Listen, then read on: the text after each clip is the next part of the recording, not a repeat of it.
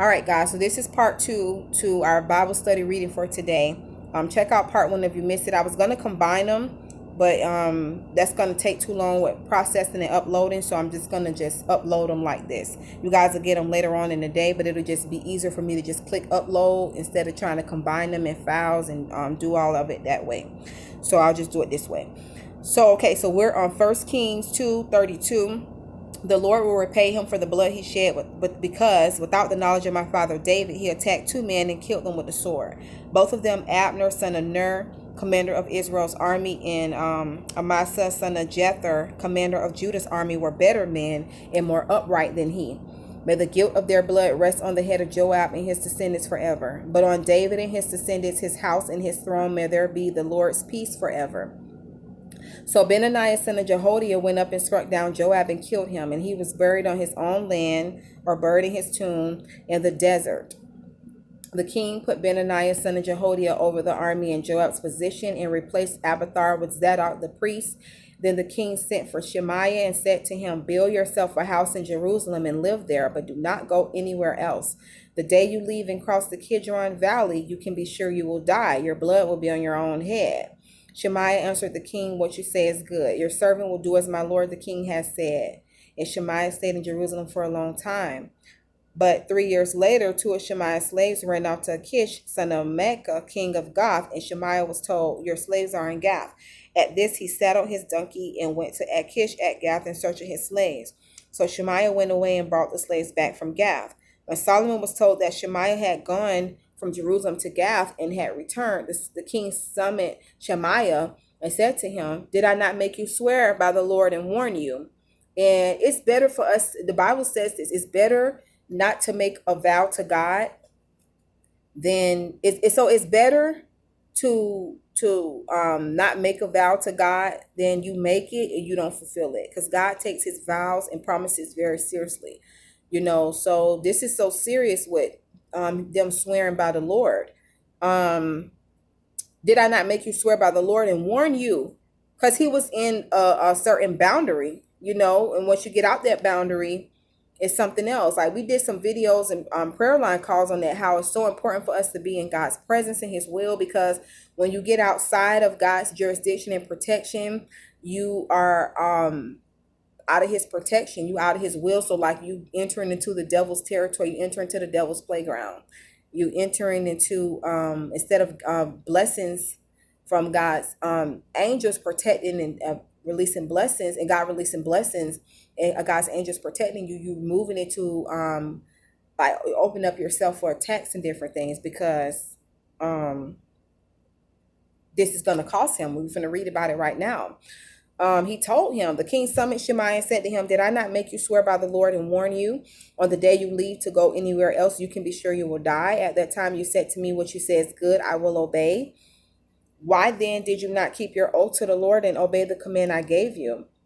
The king, and that is a word for somebody. It could be with a relationship. It could be with what God is giving you to do, a new season. It could be anything. You just want to be found faithful with what God gave you, and you want to be in God's jurisdiction, because an ambassador being sent on behalf of that country, long as they obey that country's jurisdiction, like their orders and the commands to them, they're fine. They're going to be straight. But if they get outside of bounds of that, that's not going to be on that country. That's going to be on them, because they're out of bounds. That's just like in sports. If you out of bounds, you out of order. If something out of bounds, that's not good. That's like a negative strike. So I don't know who that's for, but take warning from what God has been telling you. This will just be a confirmation to you. You want to stay within God's cover and protection. Yeah. Okay, let's close. Why then did you not keep your oath to the Lord and obey the command I gave you? The king also said to Shemaiah, "You know in your heart all the wrong you did to my father David." Now, because remember, he told him, I'm not gonna kill you now. You're not gonna put to death now. So here's the time, right? Now, all right, look, now the Lord will repay you for your wrongdoing, but King Solomon will be blessed, and David's throne will remain secure before the Lord forever. Then the king gave the order to Benaniah, son of Jehoiada, and he went out and struck Shemaiah down and killed him. The kingdom was now firmly established in Solomon's hands. So let me just kind of also give you guys what we're going to be talking about for the rest of August. Like I said, if we have time, we're going to get into Second Kings. We have come from First and Second Kings before, a couple chapters and videos and teachings on this, but we never read it fully through like some of our other Bible studies from like 2018 to end of 2019, and some of our other Bible studies like on 2017 and 2020 playlist. So this one we're reading like chapter for chapter all the way through. So we started on Sunday, which was yesterday. And if we have time, we'll read Second Kings this month, but I know definitely we're going to be mostly in First Kings. So let me just kind of give you guys what we'll be reading for the rest of the month, what it's going to be talking about.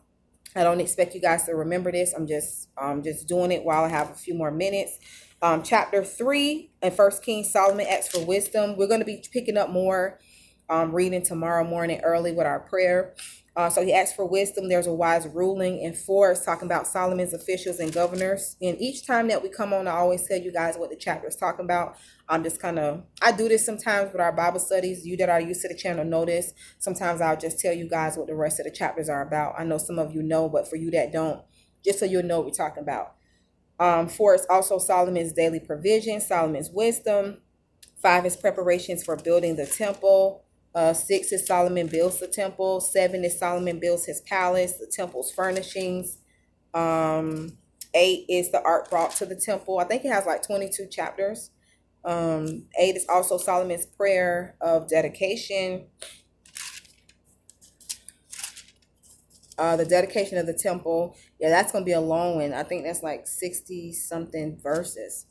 Yep. 9 is the Lord appears to Solomon, Solomon's other activities. 10 is the Queen of Sheba visits Solomon, Solomon's splendor. 11 is Solomon's wives, Solomon's adversaries. Jeroboam rebels against Solomon, Solomon's death. So Solomon is going to die like around 11. 12 is Israel rebels against Rehoboam, which is his son, Solomon's son. There's golden cows at Bethel and Dan. 13 is the men of God from Judah. 14 is Ahijah's prophecy against Jeroboam. 15 is Abijah, king of Judah, Asa, king of Judah, Nadab, king of Israel, Baasha, king of Israel. 16 is continuing on that the word of the Lord came to Jehu. It's also talking about Elah, king of Israel, Zimri, king of Israel, Omri, king of Israel, Ahab becomes king of Israel. 17, we've done the Elijah series, so we've read a lot about Elijah. And also Elisha as well. But it's 17 is Elijah fed by ravens, the widow at Zarephath. 18 is Elijah and Obadiah, Elijah on Mount Carmel. 19 is Elijah flees to Horeb, the Lord appears to Elijah. The call of Elisha. 20 is Ben-Hadad attacks Samaria. Ahab defeats Ben-Hadad. A prophet condemns Ahab. 21 is Naboth's vineyard. 22 is Micaiah prophesies against Ahab. Ahab killed at Ramoth Gilead. And Jehoshaphat, king of Judah, and Ahaziah, king of Israel. And then 2 Kings is like 25 chapters. So, that's pretty much what we're going to be looking at for the remainder of this month. I encourage you guys, check out the community tab, check out the playlist, check out the videos, check out the About tab. Be encouraged. I love you guys. I want to thank you guys for tuning in and joining. Thanks for watching. Have a good day and God bless.